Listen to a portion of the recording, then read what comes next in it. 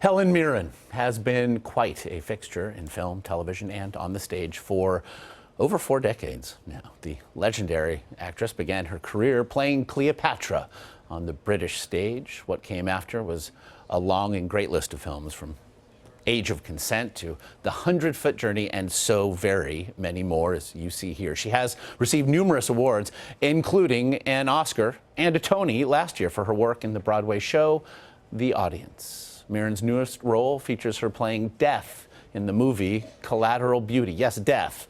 Her character helps a grieving father, played by Will Smith, cope with loss. They grieve. Dogs. They grieve and they fully understand death. You called me a paper tiger. In the letter you wrote me, you said I was pathetic. You don't remember? You went on about middle management, making a deal, paper tiger. Oh, Howard, it wasn't that long ago. Where did you get that? Who are you? Who did you write the letter to? I wrote the letter to Death. Nice to meet you. And Dame Helen Mirren is here to discuss it all. It is wonderful to have you here. Great thing to be in, to be here this morning. This slightly more. How are morning, mornings for you? Are you? Mornings are okay for me. You know, once I'm up, I'm very grumpy for the first 2 minutes. I mean, not normally if I wake up at a normal time, but I don't know how you guys do this thing, waking up so early. But no, I'm okay in the morning. I will say, too bad. Turns out makeup is magic, as I have found. Makeup is magic, yes. Death. That is certainly a character. That is something to bite off. It is. You know, it's a famous comedic role, the way I play it, anyway. But you found, and just for the context, Will Smith's character has lost a young daughter, and has written notes to the universe, and the universe responds. And so, against that backdrop, you found really that all the nuance that exists. Yes, it's such a difficult film to talk about because there are surprises in the movie, and obviously we don't want to give any of that away. But also just that the subject of the movie is a very difficult, quite a complex thought that the film investigates and portrays, which is the thought that in the darkest of moments, in the most difficult, most challenging, most horrible times in your life, there is nonetheless beauty and light and love if you can find it. So it's a very, very difficult idea to communicate that idea through an entertaining film, you know, very difficult, which is what I felt when I read the script. So I thought, my God, this is really challenging. You know, this is going to be so difficult. And it was so sort of off the chart, off the wall, you know, so strange.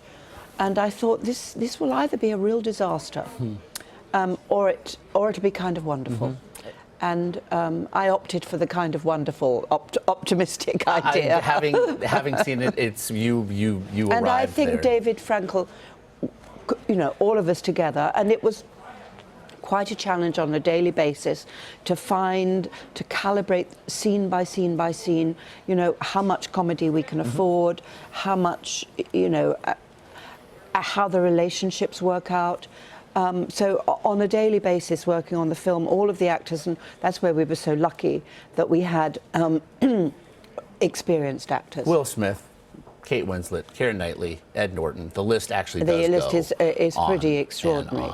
So we had very experienced actors, and also very generous actors. And I suspect that maybe David Frankel particularly chose his cast knowing that all of those actors are people who are capable and love to work collaboratively, and would have to give and would have to give, absolutely. You know, I was thinking about this yesterday. I was at a memorial service yesterday, and 2 thoughts occurred to me. One, and I think Will Smith's character can certainly understand this, that death, is foisted upon the living. It's for us to deal with, but also I was struck repeatedly during this service as people spoke at the laughter that filled the church. Yes, the laughter and the love. And as you get older, you know, it happens earlier in your life. You do lose people, but also, obviously, as you get older, you know, memorials become a more common occurrence in your life. And my dear friend and colleague, Alan Rickman, who I went to his memorial last year, just very recently I went to Gary Marshall's memorial, who is a friend of our family, friend to everyone, Gary. And just the unbelievable joy in a memorial. And I find myself saying, I love going to memorials, you know, which sounds sort of like terrible, but it's not. It's this incredible it becomes, in death becomes the celebration of life.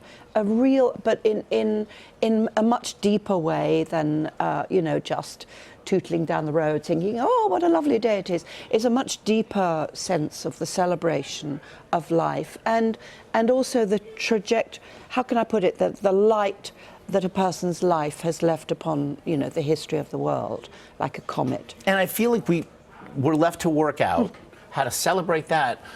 But also, and we heard you talking about the grief that apparently also canines experience. How to balance, right? Is that it? Is that what you were perhaps trying to find here? Like, where does the balance lie between the grief? Yes, and, absolutely, and because the joy? grieving has to be a part of that, and it's incredibly painful to lose someone you love. Even someone that you just a colleague, you know, not necessarily a close partner, because you know you're left bereft. Just the thought of never seeing them again, never hearing them again is the most devastating feeling. But you know that the name of the title of the movie is Collateral Beauty. At these moments, find the beauty in these moments.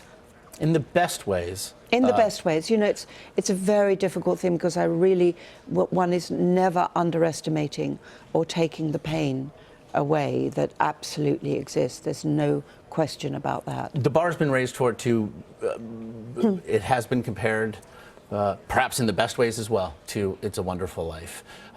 It does not stand or feel as though it is a remake by any degree, but it certainly, and it's not. But it explores it explores the idea. When you hear that invoked, what do you think? It explores the same themes, and it is meant to be a Christmas movie. We made it deliberately to be a film that people hopefully can watch at Christmas.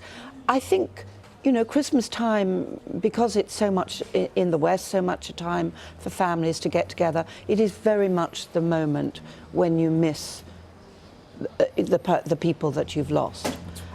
So I think to deal with these concepts, these thoughts, these feelings, philosophies, if you like, at Christmas time, I think is particularly potent, probably. Amen. And death will never, ever be the same. No, hopefully not. No, to be sure. Yes.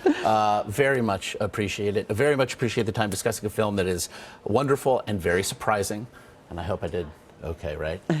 You did brilliantly. Not to be revealed. No, you did definitely brilliantly. To be seen again. Really appreciate the time and the insight today. Thank you so much. I should mention, said film opens in theaters, December 16th.